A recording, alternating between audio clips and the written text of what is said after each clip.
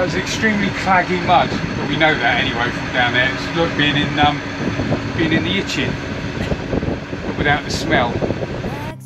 Another week of boat jobs and preparations before we start heading north. The great thing about being in La Marine is that you're right next to all of the chandleries or boat shops, and very, very convenient for all of the supermarkets as well. However, one thing that we wouldn't do is make water down here. With what's got to be 2,000 boats here, of which a lot of people do live on, we wouldn't trust that the water is clean enough to drink. So we decide that we're going to move up to St Anne so as we can make water. Enjoy this easy, laid-back, drama-free episode on SV Cordelia. We are Steve, Annette and Gus, and this is our Venus 46 Ketch. Our motto is we're going to sail as far as we can for as long as we can. And as long as you're enjoying it, we want to share it with you. Last week saw Steve undoing the rigging and rebedding the chain plates, all in a bid to stop the dreadful leaks that we had coming through on one side of the boat. He ended up rebedding 6 of them on both the port and starboard side of the boat. We also hired a car to go in search of the TV that Steve was missing. We didn't have to look very far, and it was the only one that we could find anyway. And apparently Steve's life is complete now. Whilst we had the car, we decided that we would do a short road trip around parts of Martinique. Good morning. Well, we've had quite a bit of rain over the last 24 hours, but the good news is that all of the hatches that Steve redid and all of the portholes that he's done are all leak free. So touch wood, we should be okay now. The telling thing will be when we start to sail up to Antigua. At that point we'll be on a starboard tack again, I think. We're just going to move up to St Anne's so as we can make some water, because we can't make water around here. It's like pea soup in La Marine, and we'll stay for a few days up there before we pop back here to provision up and we start heading north. Steve's just getting rid of the water in the dinghy because it's pretty swamped after all of the rain we've had. It may go away, come again another day. Put the extra safety line on so we tow it with 2. Oh right, okay. If one breaks. Yeah. We're not going too far though, are we? No, but just habit, isn't it? Yeah. Just on our way to St Anne's because we need to make water. We just got the police passing us, the river police. Steve's just putting up the snubber line and the anchor.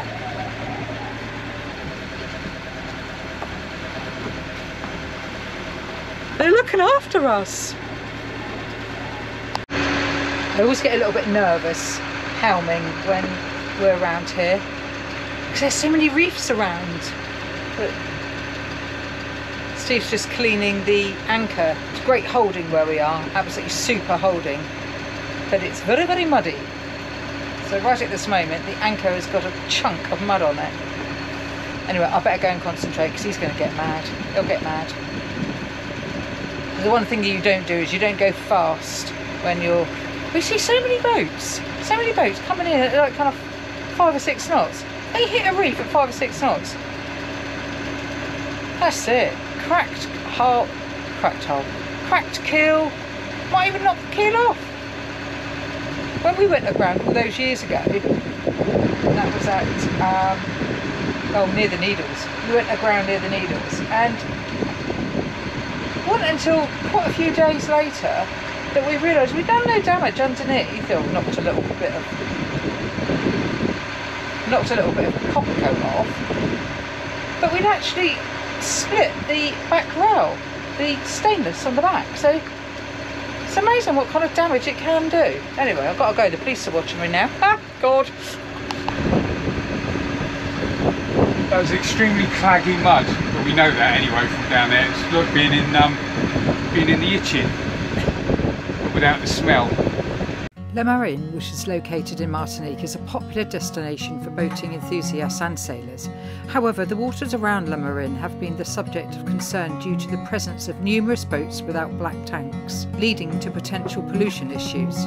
Le Marin's popularity as a boating hub has resulted in a significant number of people living on boats without proper waste management systems, such as black tanks. For those of you that don't know, black tanks are essential for storing and treating sewerage, preventing it from being directly discharged into the surrounding waters. The lack of black tanks in boats residing in Le Marin has raised concerns about the contamination of the surrounding waters. Untreated sewerage can introduce harmful bacteria, pathogens and excess nutrients into the marine ecosystem, disrupting the delicate balance of marine life. The pollution can lead to the growth of harmful algae blooms, oxygen depletion and the degradation of coral reefs, which are vital for the overall health of the marine environment. You will notice the remarkable changes in the watercolour as we go from Le Marin to St Anne's. St Anne boasts pristine waters that are ideal for swimming, and St Anne's benefits from better water quality due to a combination of factors including responsible boating practices and a smaller population of boats without black tank. As cruisers, it's crucial to promote responsible boating practices. Boat owners need to understand the importance of installing black tank, or indeed the increasingly popular compost toilets.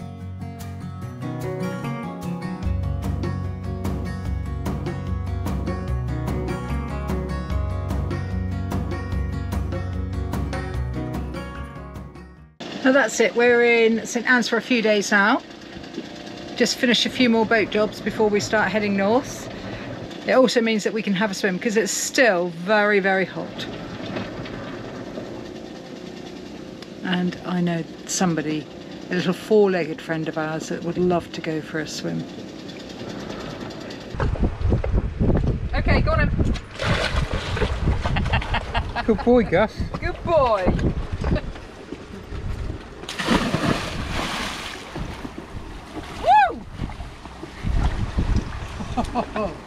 Cold?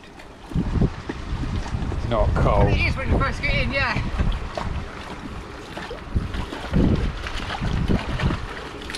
Whoa! You're not.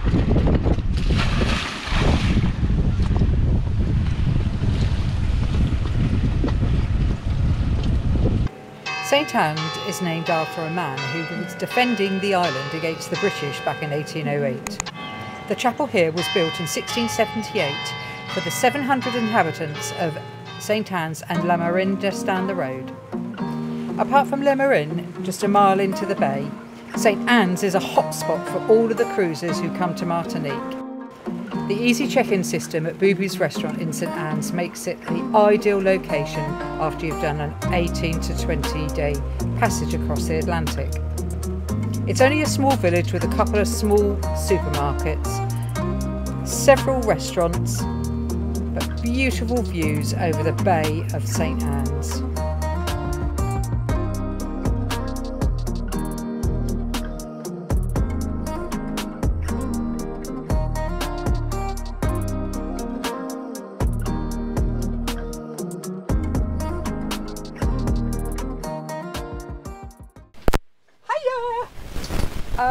Oh, sorry, got to get my foot right. Got to get comfy. Are you all comfy? That used to be a children's TV programme, wasn't it? Watch with Mother. Yeah, just laughing at him. Anyway, sorry, we haven't had a Q&A for the last couple of weeks. We ran out of questions, but we have had a couple of questions coming. So don't forget, if you want to drop us a question, want to know anything about our lives, how we live on the boat, what we've been up to, anything about the boat, anything personal about Steve, I'm willing to share anything.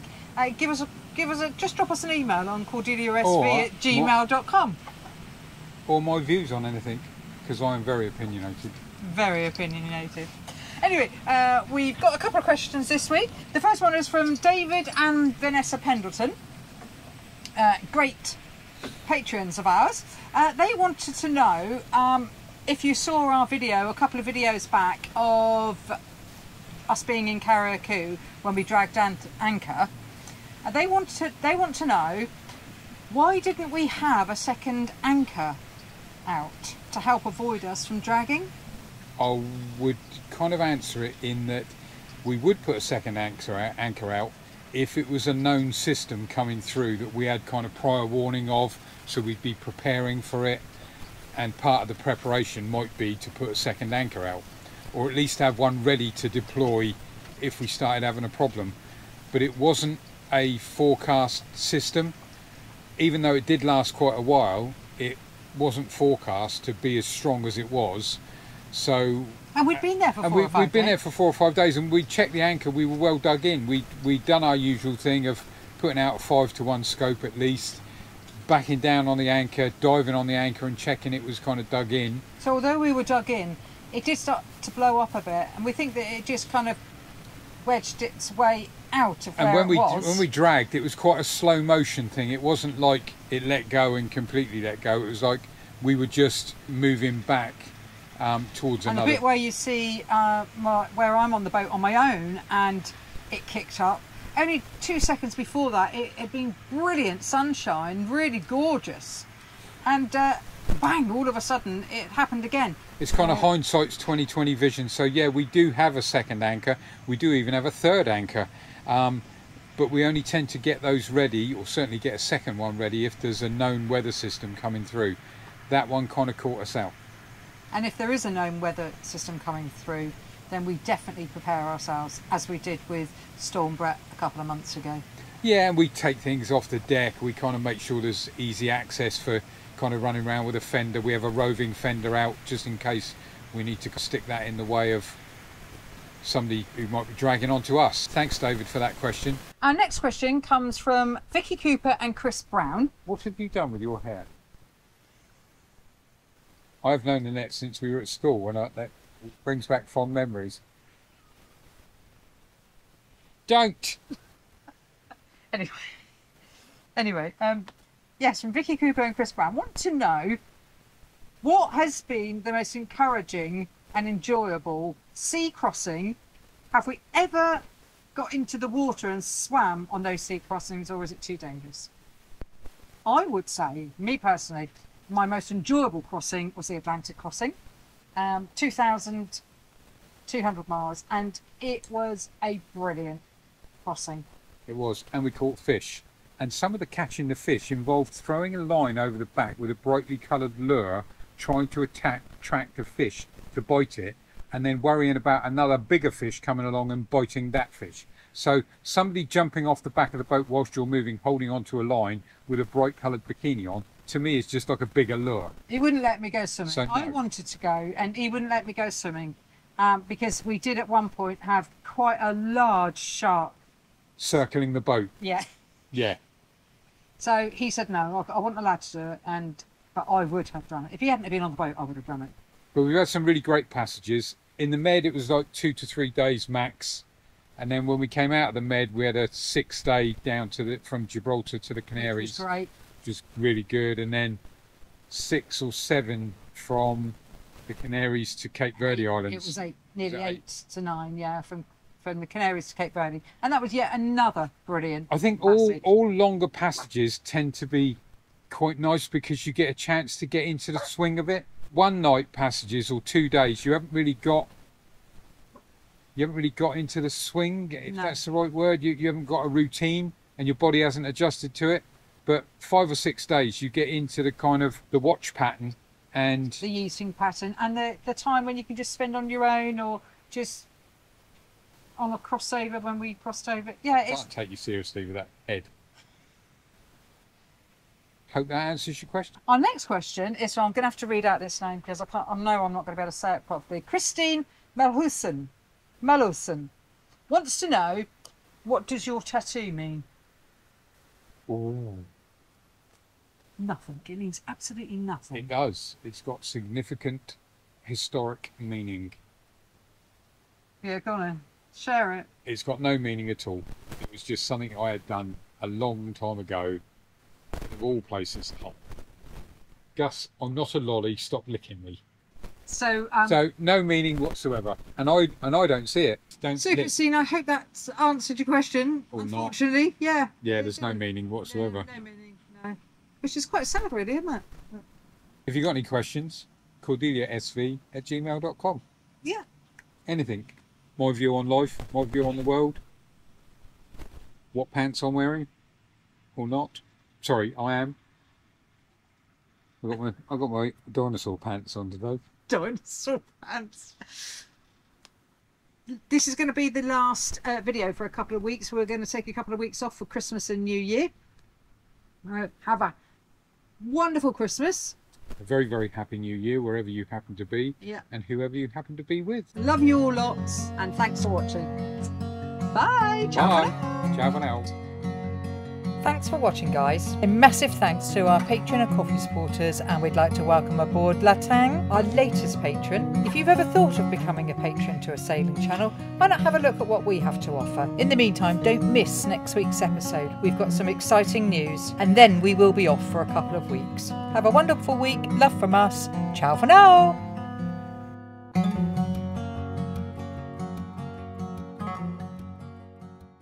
We just bought a Christmas Yule log in Martinique because they look really nice. They were white chocolate ones, weren't they? Yeah. White chocolate ones, just chocolate ones, and then coffee chocolate. And Steve said, "Oh, I'd like one of those." And I said, "Okay, I'll get one. Which one do you want?" Coffee one. So eating plastic. That's what I say. They can't do a cake. It looks good, looks impressive, tastes like eating liquid plastic. It what? Tastes like eating plastic. It's like eating Sikaflex. Actually, I think you should take it out of the packet and hang it on the tree as a decoration, not actually eat it. I've had to take my cream off of mine because he is right. It is horrible.